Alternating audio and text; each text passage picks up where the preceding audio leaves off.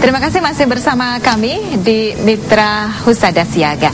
Dan kita akan langsung saja bahas tema kita malam ini mengenai pengelolaan rekam medik di luar rumah sakit dan upaya pengembangan lembaga Mitra Husada. Pak Rano, saya akan lebih ke Pak Rano nanti. Dan pemirsa, Anda boleh bergabung bersama kami di 8575555. Dan line SMS juga dibuka di 0813293246660. Oke, mungkin tadi kita sudah bahas soal bagaimana urgensi rekam medik itu sendiri bagi dunia kesehatan gitu ya. Tapi kita tahu kalau rekam medik itu biasanya ditanyani hanya di rumah sakit saja. Kalau kita berobat nggak di rumah sakit, biasanya juga kita nggak tahu apakah kita tuh dicatat atau tidak. Sebetulnya kayak apa sih harusnya? Iya. Dimanapun ada tempat pelayanan kesehatan, dimanapun ada kejadian pelayanan kesehatan, maka kewajiban dari si pemberi adalah melakukan pencatatan atau dokumentasi terhadap apa yang dilakukan kepada pasiennya. Nah, misalnya sebagai dokter saya praktek di rumah, maka saya pun wajib membuat catatan tentang pasien-pasien saya. Nah, tentu bentuk formulirnya, isinya tidak seperti selengkap dan sebentuk dengan yang ada di rumah sakit. Tapi harus tetap bisa menceritakan kembali siapa, diamalkan oleh siapa, kenapa, seberapa, apa hasilnya. Itu kira-kira. Jadi dimanapun, contohnya lagi ini, kita sering membaca, mendengar, bahkan mengikuti ada pengobatan massal. Entah oleh lembaga pendidikan, banyak sekali ya, organisasi misalnya, yang kali-kali nggak ada kaitannya sama kesehatan. Bahkan misalnya partai boleh-boleh aja kan kita mengadakan pengobatan massal gitu ya. Itu seringkali mereka melakukan pengobatan massal, fokusnya adalah memberi layanan. Orang datang sakit apa, oke kasih obat ini. Orang datang sakit apa, diperiksa kasih obat ini. Nah, mestinya juga dibuatkan catatannya. Siapa namanya pasiennya, apa keluhannya, hasil pemeriksaannya apa obatnya. Minimal seperti itu. Ada catatannya, dan siapa yang memberi layanan, tanda tangan di situ. Nah, ini yang masih sering lepas dari pemahaman masyarakat. Nah, di sini kita ingin menyampaikan bahwa hal seperti itu pun dalam peraturan Menteri Kesehatan Permenkes nomor 269 disebutkan wajib dibuat rekam medis. Oleh siapa sih sebenarnya rekam medik ini harus dibuat? Oleh dokter atau oleh petugas tersendiri atau seperti apa sih? Rekam medis dibuat oleh tenaga kesehatan profesional. Jadi dalam concern di situ. Iya, dalam definisinya disebutkan bukan rekam medis written by the doctor, bukan ditulis oleh dokter, tapi written by the health professional, oleh tenaga kesehatan profesional. Di Indonesia ada sekitar 17 tenaga kesehatan profesional.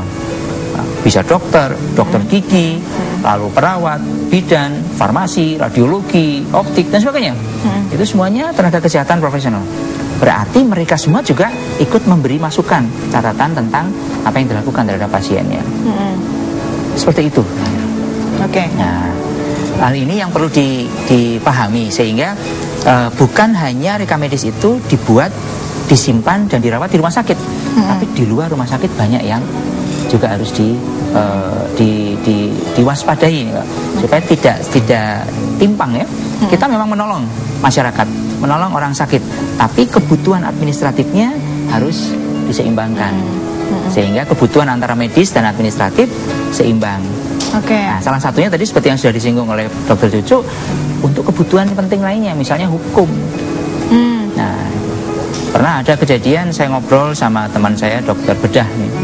Dia mengeluh, Pak Rano, saya baru aja membantu pengobatan massal, khitanan massal. Nah, beberapa hari kemudian, sekitar 2-3 hari kemudian, orang tua salah satu pasien yang dikhitan di situ datang komplain.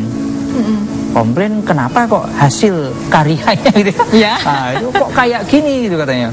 Setelah saya periksa, saya tidak masalah, dia bilang gitu ya.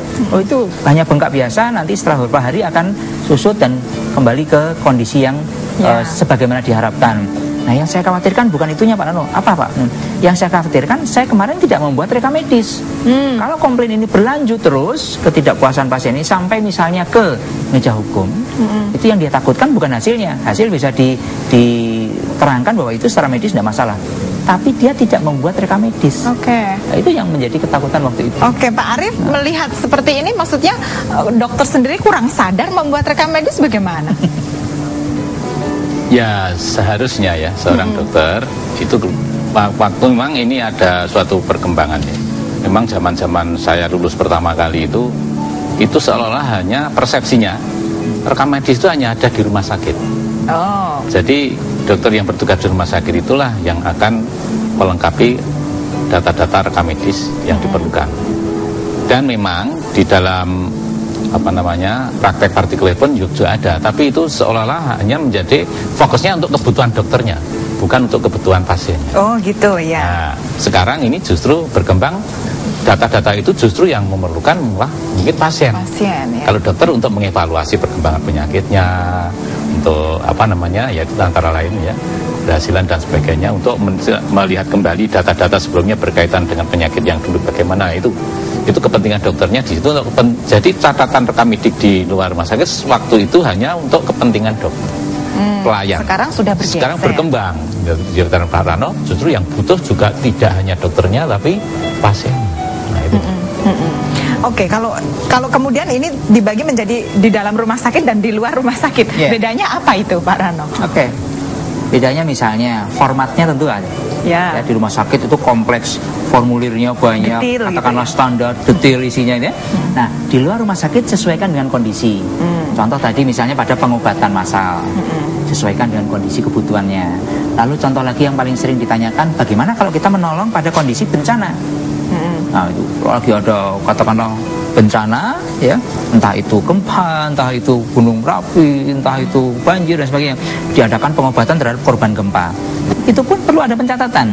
Tentu tidak selengkap di rumah sakit, tidak sedetil itu, tapi tetap dicatat sehingga bisa diikuti nantinya bagaimana. Bayangkan nanti setelah ada pengobatan tersebut, pasien mau melakukan pengobatan lanjutan atau kontrol, apa ya, mau mulai dari nol lagi ya. Nah, tentu melanjutkan apa yang sudah diberikan pada saat kondisi tersebut, entah massal, entah bencana, entah pribadi di rumah misalnya gitu.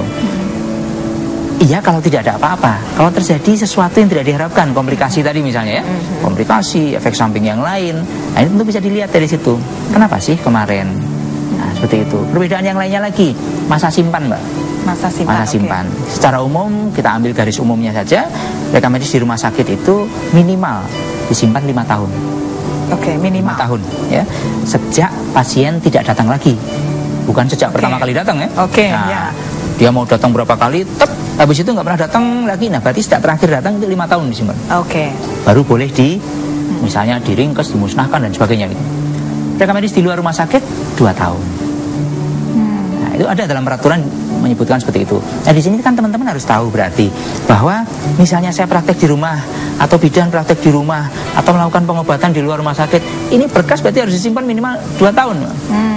Tidak selesai acara lalu laporan panitia berarti selesai. Gimana ini berkasnya? Nggak tahu. Nah, gitu ya. Perbedaan yang lain lagi nanti juga ada. Barangkali kalau masih ada waktu kita bisa bicarakan. Di rumah sakit punya ruang penyimpanan kan? Ya. Untuk menyimpan berkas-berkas rekam medis. Nah, kalau di luar mau disimpan di mana? Nah, ini tentu nanti ada caranya. Nah, silahkan nanti kalau ada waktu kita bahas deh. Baik, secara technically gitu ya. Pak Cucu, ada nggak program yang sifatnya praktek gitu ya bagi siswa-siswa untuk ya ketika ada bencana alam mungkin turun ke lapangan untuk mencatat rekam medik ini atau mungkin ketika pengobatan massal ya. Ini sebagai latihan di Mitra Husada ada.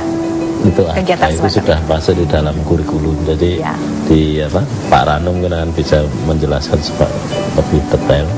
Jadi praktek itu untuk tenaga kesehatan itu merupakan suatu, terutama untuk para profesi-profesi yang nanti akan berkaitan bukan langsung dengan penderita dan masyarakat dan pasien, itu mesti ada kelengkapan kecuali teori, pemahaman praktek. Nah, praktek itu sudah ada yang terprogram di dalam kurikulum pendidikan, tetapi juga ada praktek yang dilakukan sebagai bentuk pengabdian masyarakat. Jadi seperti ada kegiatan pengobatan gratis, pelayanan gratis dan lain sebagainya. Memang di dalam kegiatan itu frekuensi dan lain sebagainya setiap angkatan tidak bisa disamakan dan tidak mungkin frekuensinya sama, tergantung pada situasi kondisi yang ada. Nah, di sini tidak hanya berkaitan dengan perancangan yang ada di akademi saja, tetapi dari kemitraan yang kita jalin itu dimungkinkan juga akan terbuka peluang itu. Jadi kita ada kemitraan-kemitraan di dalam pengembangan kegiatan pendidikan dan kegiatan yayasan itu sendiri, sehingga ini akan membuka wacana untuk bisa melakukan kesempatan para siswa untuk melakukan praktek sesuai dengan keprofesiannya masing-masing. Kalau bidan yang berkaitan dengan aspek kebidanan, rekam medik yang berkaitan dengan rekam medik, keperawatan juga sama dengan aspek keperawatan dan lain sebagainya. Acara yang kita selenggarakan ini itu juga merupakan upaya kami untuk melakukan pengabdian pada masyarakat. Ini untuk memberikan suatu pencerahan pada masyarakat. Seperti apa sebenarnya pelayanan kesehatan yang baik itu. Nah, ini hal-hal seperti ini yang kita merupakan bentuk-bentuk upaya, bentuk-bentuk langkah yang kita lakukan, tidak hanya untuk kepentingan kami di yayasan khususnya di akademi saja, tetapi untuk kepentingan pembelajaran masyarakat, supaya masyarakat juga ada tanggung jawab kepada masyarakat secara nyata. Semuanya gitu kita punya tanggung jawab. Nah, di sini juga ada harapan yang kita inginkan. Pada saat kita bicara tentang pelayanan kesehatan, masyarakat akan tahu yang semestinya seperti apa, sehingga tidak akan menimbulkan salah persepsi, salah pemahaman, sehingga nanti akan terjadi benturan atas persepsi yang berbeda. Ini yang kita lakukan. Dan berkaitan dengan pertanyaan tadi, apakah praktek basic untuk siswa dilakukan? Iya. Baik, Bapak-bapak, nanti kita akan sambung lagi obrolan kita. Pemirsa, Anda bisa bergabung dalam obrolan ini di line interaktif kami buka di 857555 dan line SMS di 0813293246660. Kami akan segera kembali.